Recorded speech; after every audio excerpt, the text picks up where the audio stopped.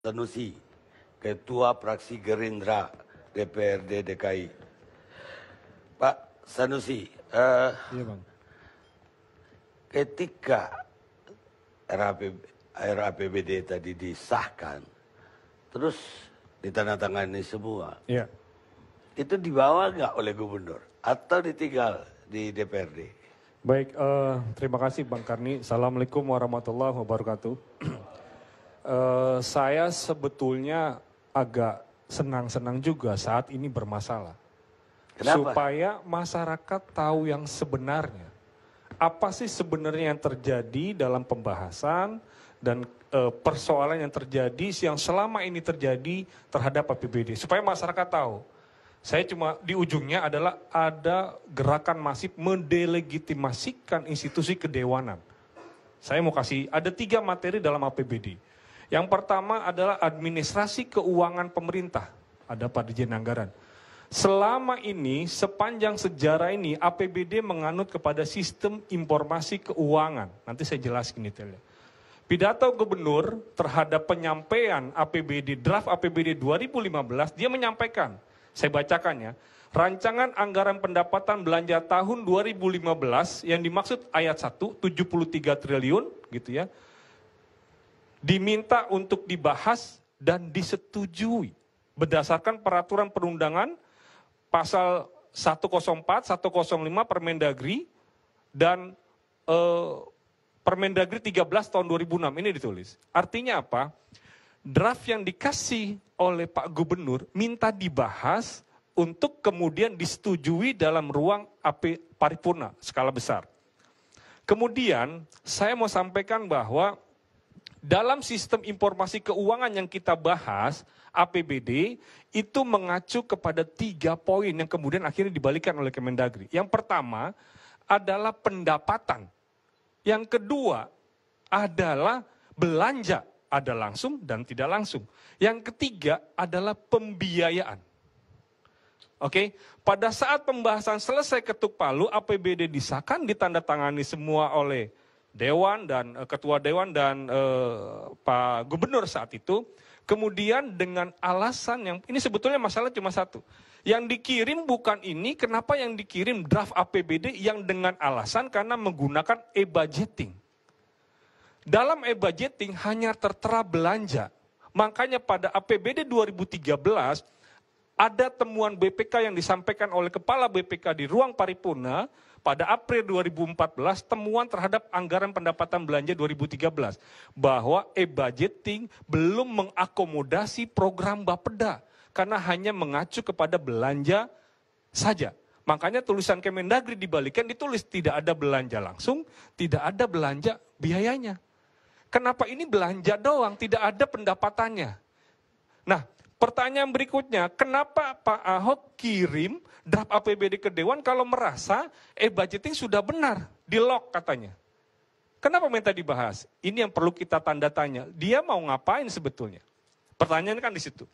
Baik Pak, Bang Karni saya mau kasih tahu ini draft APBD yang diberikan oleh eksekutif. Judulnya aja sistem informasi keuangan, jadi tidak budgeting. Saya ambil contoh ya, misalnya ditulis, Bansos perbaikan rumah pemukiman kumuh 300 miliar, cuma begitu. Kalau budgeting detail, di mana rumahnya mau diperbaiki, berapa jumlah rumahnya, ini cuma begitu. Makanya kita mengacu kepada sistem informasi keuangan pemerintah. Kemudian waktu pembahasan, ini minta dihapus oleh kepala dinas. Pertanyaannya, kalau sudah dihapus, diganti judul yang mana? Inilah fungsi pembahasan Bang Karni. Kemudian ada pergerakan, ada pekerjaan tambah dan ada pekerjaan dikurangkan, ada yang pekerjaan dihilangkan dalam sebuah program kegiatan. Saya ambil contoh lagi yang lebih ekstrim, ada belanja di misalnya di PU Air, pembangunan pipa transmisi air bersih Bekasi sampai Muara Karang. Ini pekerjaan bukan dinas PU Air, tapi ini punya swasta Palija, PAM. Kenapa masuk APBD? Ini korupsi ini pasti kalau dikerjakan. Minta dihapus. Saya tanya kenapa Anda mau hapus, ini pembahasan resmi. Dan diekspos, dibuka, saya ada recordingnya, saya ketua komisi, dia bukan ketua fraksi Gerindra. Kemudian diekspos, dia bilang, Pak saya nggak mengusulkan ini. Budgeting yang ngusulin siapa? Pertanyaan balik lagi. Saya ambil lebih ekstrim lagi pada saudara-saudara semua. Di sini misalnya contoh pemeliharaan jalan FX Suprapto. Nilainya 50 miliar. Kebayang nggak 50 miliar kerjanya? Kita nggak pernah tahu, cuma pemeliharaan jalan. Berapa panjang, berapa lebar, apa yang mau diperbaiki. Akhirnya kita sadar karena ini sistem informasi keuangan yang Pak Mendagri sampaikan, bukan sistem e-budgeting, maka kami paham. Makanya kami cuma tanya yang general. Ini yang kita bilang pembodohan juga buat kita. Ini draft APBD. Yang lebih menarik Bapak-Bapak dan saudara-saudara semua bahwa tidak ada belanja tidak langsung disampaikan di sini. Padahal belanja tidak langsung pada komisi D nilainya 1,7 triliun. Tidak ada disampaikan. Kalau ini masih disampaikan belanja langsungnya.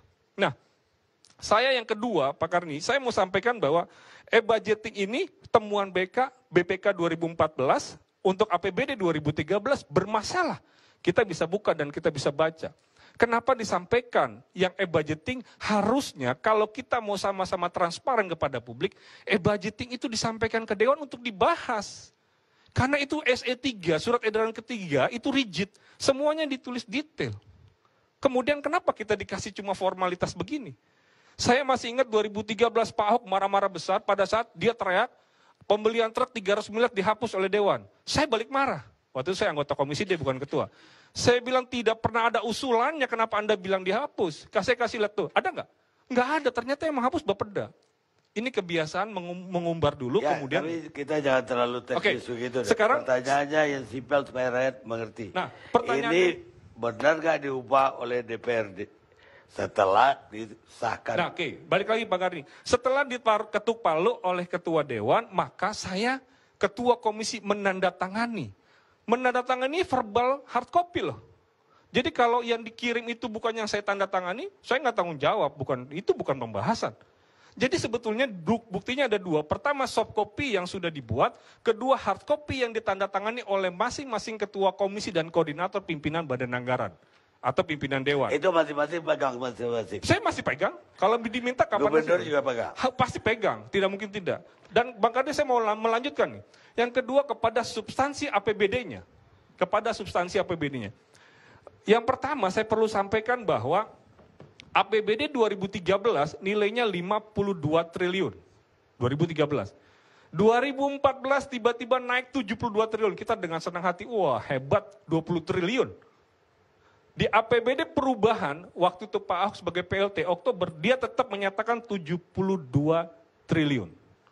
Kemudian dalam penyerapannya, dalam pendapatannya Pak Ahok menyampaikan bahwa APBD 2014 belanjanya itu, belanja langsungnya cuma 22 triliun dari 45 triliun.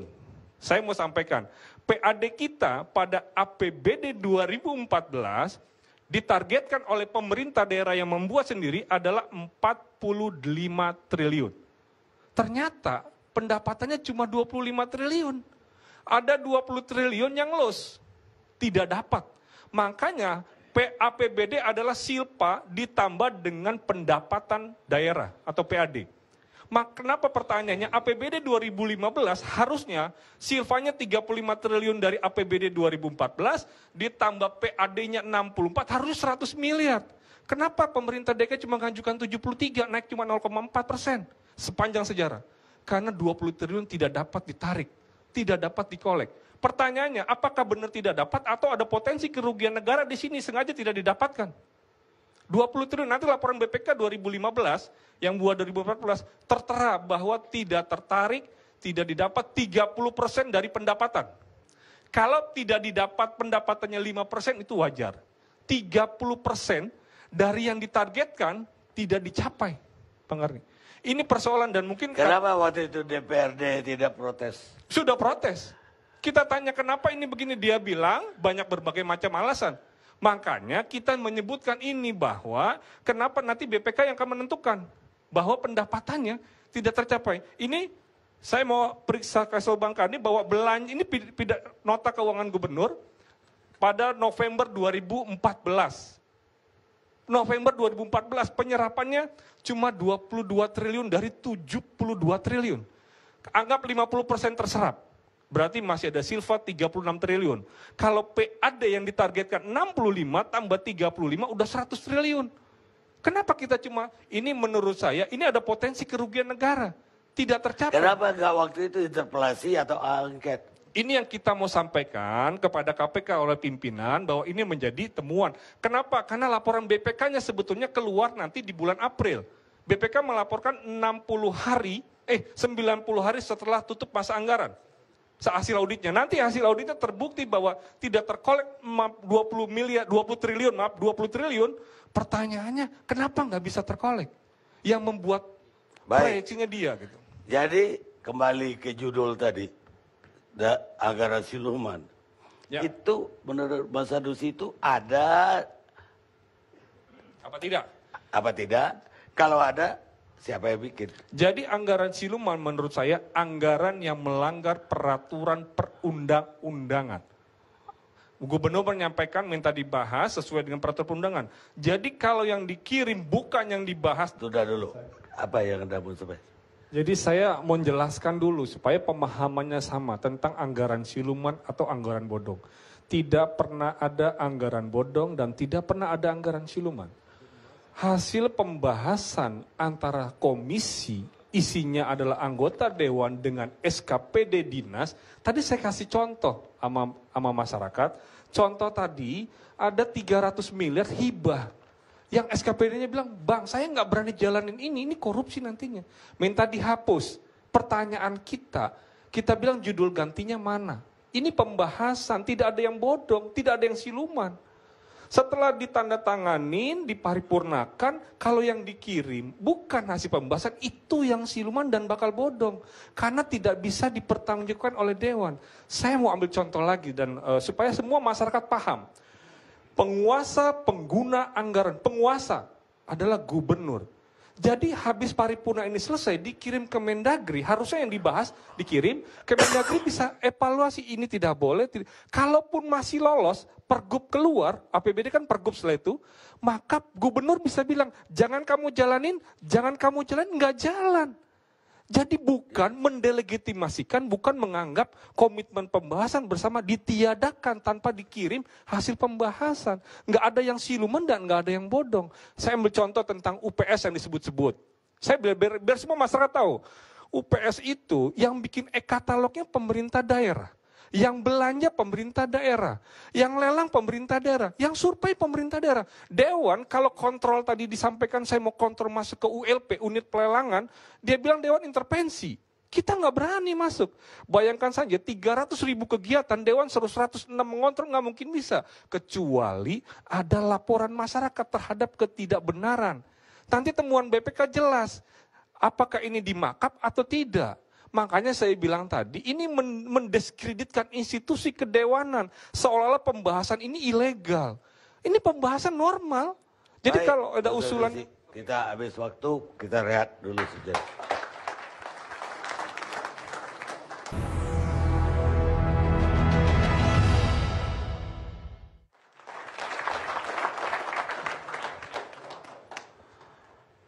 Pemirsa, kalau kita mendengar dari Pak Sebastian Salang tadi, siapa hantunya?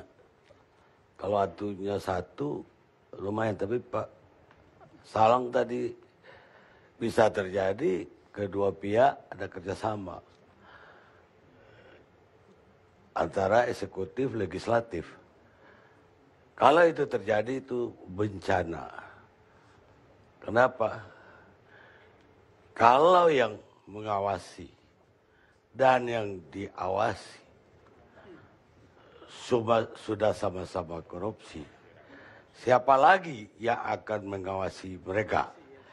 Kata penyair Romawi, Decimus Juvenal. Kita lanjutkan diskusi kita.